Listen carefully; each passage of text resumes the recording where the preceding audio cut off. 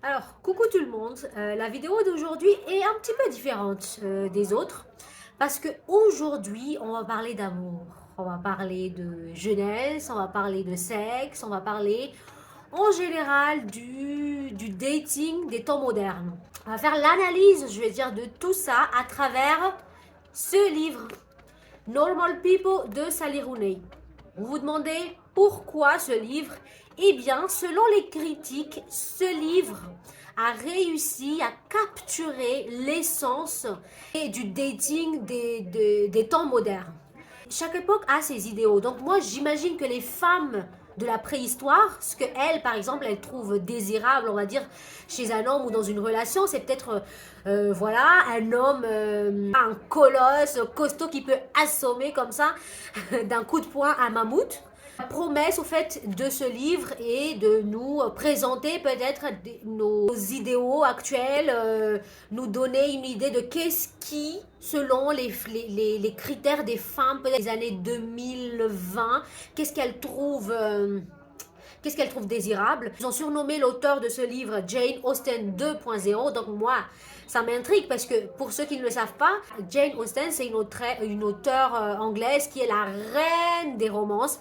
Je pense que c'est elle qui a popularisé ce cliché de l'homme riche, beau, qui tombe amoureux de la femme modeste à travers les personnages comme Monsieur Darcy et Elizabeth Bennet. Donc, pour moi, la promesse de ce livre, c'est vraiment de revisiter ce cliché-là et en faire à notre sauce. Je vais vous parler du livre parce que je l'ai lu et j'ai beaucoup de choses à dire. Beaucoup de choses à dire. Mais avant de commencer, je suis une ambassadrice de TapTapSend qui est une appli qui permet d'envoyer de l'argent venant de l'Europe, des États-Unis et du Canada vers Madagascar. Donc si vous voulez envoyer de l'argent ici, n'hésitez pas à utiliser l'appli et à utiliser mon code CURLY sur l'appli pour bénéficier de 10 € de bonus sur votre premier transfert. Donc, premièrement, le setup. Nos personnages principaux s'appellent Connell et Marianne. Donc, Connell, c'est le garçon populaire du lycée, c'est le capitaine de l'équipe de football. Toutes les filles l'adorent, les parents l'adorent, il est super poli, il est beau. Lui, il vient d'une famille modeste. Et Marianne, c'est l'inverse. Marianne, elle vient d'une famille très riche. Elle n'a pas d'amis au lycée. C'est une paria. C'est vrai que ça change des clichés où c'est l'homme qui est riche et la femme qui est pauvre. Donc moi, j'ai adoré ce setup. Tous les deux sont super intelligents. Marianne, c'est la première de la classe, c'est 20 sur 20 partout. Connell aussi. Le livre commence sur une scène où, un après-midi, au fait, où la mère de Connell est chez les parents de Marianne pour faire le ménage. Connell vient récupérer sa mère, en fait. Et à chaque fois que sa mère vient travailler là-bas, au fait, il prend ça comme excuse pour venir plus tôt et faire semblant d'attendre sa mère pour essayer d'attraper Marianne, pour pouvoir voilà, discuter avec elle. Et quand il discute, en fait, Connell, lui, a l'impression que Marianne, c'est l'une des personnes, peut-être la seule dans toute la ville qui le voit tel qu'il est. C'est-à-dire que lui, en tant que mec populaire en fait du lycée, il a l'impression de toujours porter un masque en fait. Mais quand il est avec Marianne, il n'a pas besoin de faire semblant que, comme si voilà, que c'est deux âmes sœurs qui se connaissent depuis toujours, que personne dans ce monde ne se comprenne comme ces deux-là se comprennent. Mais le hic, et c'est ce qui me gênait en tout cas dans cette histoire, c'est que ils ont tout ça et une fois quand ils se retrouvent au lycée, ils font comme si de rien n'était. C'est-à-dire que tu comprends très vite en fait, c'est surtout Connell qui ne veut pas que ses potes, sa clique de mecs populaires et filles populaires sache que lui, il a cette espèce de relation avec Marianne. Et franchement, déjà, moi, dès le départ, je trouvais ça très, très bizarre. Et d'ailleurs, un après-midi, pendant ces conversations, ces conversations super profondes qu'il a avec Marianne, ils finissent par s'embrasser. Et la première chose qu'il dit à Marianne, c'est tu ne dirais rien aux gens au lycée, hein. Tout ça, moi, ça me dérange pas. Sauf que là, on me dit que l'histoire de ces deux personnes, c'est une histoire universelle d'amour du temps moderne. Donc moi, c'est pour ça que, dès le départ, moi, cette histoire, elle me rend... Je suis perplexe. Voilà. Mais en tout cas, ce que vous pensez qui va arriver, arrive. Voilà, ils couchent ensemble. Et je vais vous lire ce qui se passe ensuite au lycée le lundi. Le lundi au lycée, il a tout fait pour éviter de croiser le regard de Marianne ou d'avoir le moindre contact avec elle. Est-ce que je suis censée trouver ça mignon?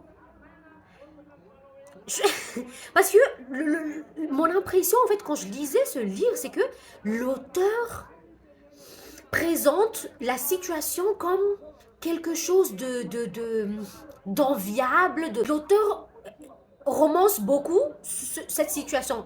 Écoutez ce qu'elle ajoute. Ils portaient leur secret comme on porte quelque chose de grand et chaud. Est-ce que c'est vraiment la lecture qu'elle fait de la situation? Un peu plus haut, elle ajoute, il se disait que Marianne était une personne secrète, indépendante, capable de venir chez lui et de l'autoriser à coucher avec elle sans éprouver le besoin d'en parler à qui que ce soit. Elle n'éprouve pas le besoin ou parce qu'elle sait très bien que tu ne veux pas que toute ta clique sache que tu as quelque chose à faire avec elle, que c'est pour ça qu'elle accepte la situation. Parce qu'elle sait très bien que soit c'est ça, soit c'est rien. Non, déjà, on va se calmer. Je vais le dire. Bon, ma chérie, si tu es au lycée et que tu as ce garçon sur lequel tu croches, tu as l'impression que voilà, que c'est ton âme sœur, ben lui aussi, et qu'il se passe quelque chose avec ce gars-là, et que si sa réaction après, c'est de te dire qu'il faut surtout pas que tu en parles au lycée, d'éviter ton regard, d'éviter tout contact avec toi, ma chérie Coco, c'est pas ton âme sœur, c'est un fuckboy. Et il faut que tu t'en éloignes le plus rapidement possible. Là, continuons ce qu'on devait, voilà, qu'on nous présente. Et donc, si comme moi, vous regardez beaucoup de films ou de séries américaines, vous devez être au courant de l'importance du bal de fin d'année dans leur culture. C'est-à-dire que durant le bal de fin d'année, qui va avec qui a été invité par qui n'est pas invité, ça c'est beaucoup parlant par rapport à ta position en fait sociale dans l'école. Et donc, bien évidemment, puisque Marianne, ben, contrairement à ce qu'il pense que c'est une fille indépendante, qu'elle est au-dessus de tout ça, ben, bien évidemment, Marianne s'attend à ce que lui, il l'invite, elle, au bal de fin d'année. Sauf que lui, en fait, entre-temps, il y a ses potes un peu qui le soupçonnent un peu. À un moment, il y a ses potes qui harcèlent Marianne, et lui, il était là. Il prend pas part, et il dit pas non plus à ses potes d'arrêter. Du coup, qu'est-ce qu'il fait? Pour dissiper tout soupçon, il est allé inviter une autre fille au bal de fin d'année. Donc cette fille-là, c'est la fille populaire qui croche sur lui et qui n'aime pas du tout Marianne. Et pour Marianne, je pense que c'était la goutte d'eau qui a fait déborder la vase pour elle. En tout cas, elle décide de finir le lycée depuis chez elle, de continuer à faire les cours à distance, de couper tout contact avec lui. Et après ça, il tombe dans une espèce de dépression, il était dans une crise existentielle, enfin bref. C'était, on va dire, leur première rupture. Et maintenant, l'histoire continue quand ils se retrouvent à l'université. Dans cette université-là, en fait, ce qui est important, c'est ton statut social. Et Marianne, elle vient d'une famille riche. Donc, ce qui veut dire que elle, quand ils se sont retrouvés à l'université, elle devient une fille super populaire, une fille avec qui beaucoup de gens ont envie d'être et tout ça. Et lui connaît, lui qui sort, enfin, qui est un petit peu un roturier, il se retrouve parmi ces gosses de riches, ces gens de l'élite. Et il se retrouve un petit peu au bas de l'échelle parce que lui, il vient d'une famille pauvre, voilà. En tout cas, il se retrouve, voilà, il demande pardon à Marianne, que voilà, qu'il a été con. Et donc, vous vous dites peut-être, maintenant qu'ils sont à l'université, ils ont grandi, ils ont tiré une leçon de leur échec.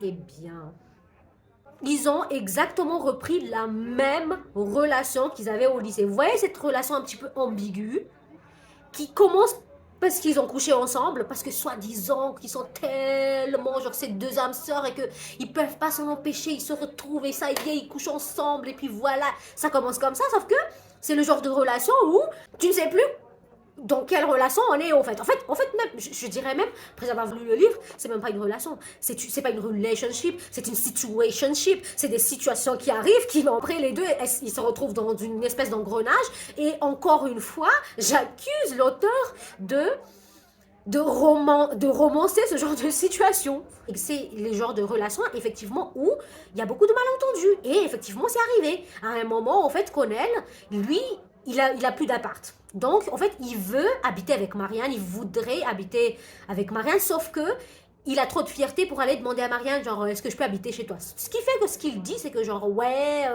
je vais devoir rentrer pendant les grandes vacances dans une autre ville, là où il y a sa mère, donc la ville où ils étaient allés au lycée. Et il s'attend à ce que quand il dit ça, que Marianne lui dit, ah, c'est parce que tu n'as pas d'appart, voilà, viens habiter avec moi. Sauf que Marianne, quand elle entend ça, Marianne, elle entend genre, je te laisse, moi je vais rentrer dans notre ville. Marianne prend ça directement comme une espèce de rupture. Et d'ailleurs, moi aussi, c'est ce qui m'étonne dans leur espèce de dynamique situationship, c'est que les deux, dès que ça y est, il y a une séparation genre physique, ça veut directement vouloir dire que c'est fini entre eux. C'est pour ça que moi je me dis, si ils avaient établi une relation normale, genre oui, on est ensemble, tu es mon petit copain, je suis ta petite copine, parce que dans une relation amoureuse normale, si cette personne-là doit aller quelque part 3 mois, 5 mois, 1 an, 2 ans, au retour, on est toujours ensemble. Sauf que là, pour eux, séparation physique égale directement rupture. J'ai pas compris. Ils ont eu mal au cœur pour rien parce qu'il sort de l'appartement de Marianne en pleurs. Marianne s'effondre dès qu'il sort. On aurait pu éviter tout ça. Là, c'est, on va dire, leur deuxième rupture. Et là, peut-être, vous allez me dire, oui, mais peut-être que, parce qu'on a souvent cette excuse, nous, entre les filles, qu'on on est avec quelqu'un et que ça se voit que la personne, il n'en a rien à faire, il fait pas d'effort, et puis il y a toujours quelqu'un, une amie à toi qui dit, mais non, mais c'est pas ça, c'est parce qu'il a peur de l'amour. C'est pour ça qu'il se comporte comme ça. C'est pas de sa faute au fait et tout.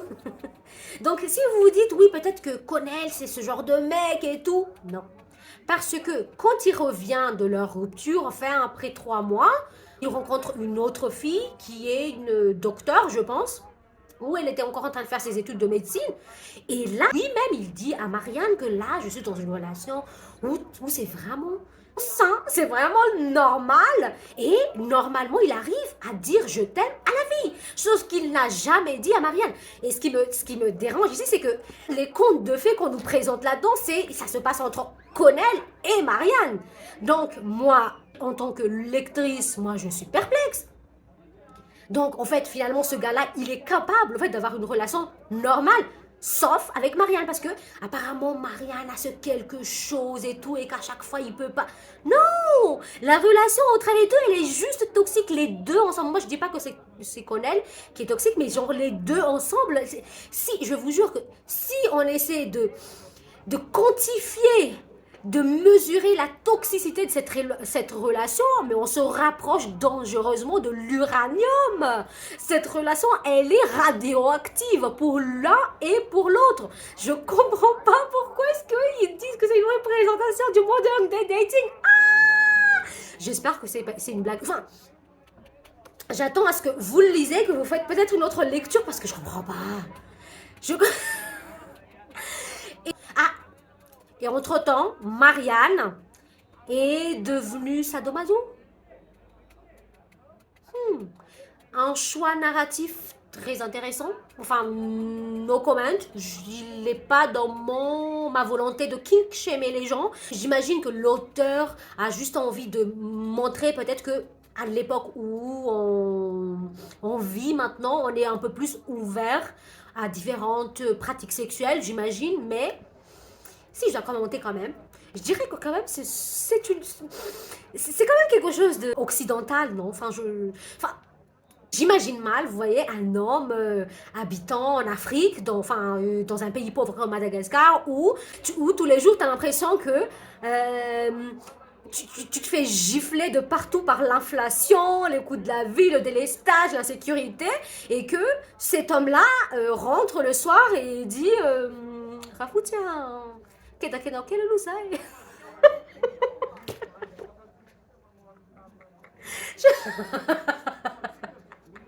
Et il faut que je vous parle d'une scène parce que cette scène m'a rendu vraiment perplexe.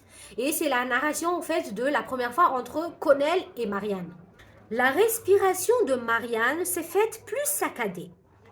Elle a laissé échapper un son comme si elle suffoquait. Quand il a recommencé, elle lui a dit qu'elle allait jouir. La première fois? Vraiment? On va déjà vérifier. Sally Rooney. L'auteur, non, c'est pas écrit par un homme, c'est bien écrit par une femme. Donc, Sally, ma chérie, qu'est-ce que tu fais? Pourquoi tu mens comme ça? Tu sais très bien que c'est pas comme ça la première fois. Sally, pourquoi tu mens? Où je veux en venir, c'est le fait que, unanimement, dans les médias, au fait, que ce soit dans les livres ou dans les films, je ne comprends pas cette représentation, en fait, uniforme de cette première expérience. Parce que quand tu étais encore jeune et tout, que tu connaissais rien, tu tombes sur, voilà, sur des livres ou sur des films où il y a la représentation de cette première fois-là qui est très, très importante pour nous les femmes. Comme c'est toujours comme ça qu'on le raconte, tu t'attends à certaines choses. On te promet de voir les étoiles, pire, plus que les étoiles. Tu peux même voir la planète Mars, tellement c'est génial, c'est le truc le plus génial au monde et tout. Donc tu as des attentes. Tu commences à dire, ah mais ah bon, mais c'est génial alors. Et quand il se passe, mais au lieu de voir les étoiles, bah, tu ne vois que le plafond de la pièce en fait. Du coup tu te dis, il y a peut-être un problème. Et tu demandes autour de toi, et tout le monde te dit, mais non, en fait, c'est le plafond. Mais quand tu reviens, tu lis tous les livres, tous les médias, livres... Non, parce que la théorie était au début que ce sont les hommes, en fait, qui dominent la littérature. L'histoire a été racontée par les hommes. Donc maintenant, tu as des femmes écrivaines, tu t'attends quand même à voir... une représentation, peut-être Enfin, je nie pas le fait que il existe quelque part des gens qui ont vu les étoiles. Enfin, dans notre milieu, c'est comme une comète, en fait. C'est comme une rumeur. C'est toujours genre, ah, moi, c'est le plafond, mais je connais une fille qui a connu une fille, et il paraît qu'elle a vu les étoiles la première fois. Ça me rappelle le discours de Chimamanda Ngozi, genre le single story autour de cette expérience-là. C'est la seule racontée encore et encore. Et l'autre, l'expérience de la majorité, oui, j'ose dire la majorité. S'il vous plaît les filles, dites-moi dans les commentaires, est-ce que c'est le plafond ou les étoiles pour vous? Parce que je comprends pas que même pas une fois, on ait eu une narration dans un livre ou dans un film où ça s'est passé normalement comme la majorité des expériences des gens. Donc, en conclusion, je pense que ils ont pris Monsieur Darcy et ils nous ont donné Chris Brown. Voilà. L'archétype du mec toxique Chris Brown. Moi, je dis, reprenez Chris Brown, même s'il est cool, tatoué et tout, reprenez Chris Brown et renvoyez-nous Monsieur Darcy. De toute façon, je pense que cette représentation, ça va jamais passer en Afrique. On préfère Monsieur Darcy, on l'adore. Ça fait un moment que moi je voulais en fait aborder le thème de la culture du dating. Et ce livre m'a donné cette occasion-là. Dites-moi dans les commentaires, en tout cas, quelle est votre réflexion par rapport à la relation amoureuse en général de notre époque. Alors, cette vidéo est un petit peu longue. J'espère que vous êtes arrivés jusqu'au bout. En tout cas, si c'est le cas, merci de l'avoir regardé jusqu'au bout. Et on se retrouve dans les commentaires. J'ai vraiment hâte de vous lire. Et je vous retrouve dans la prochaine vidéo.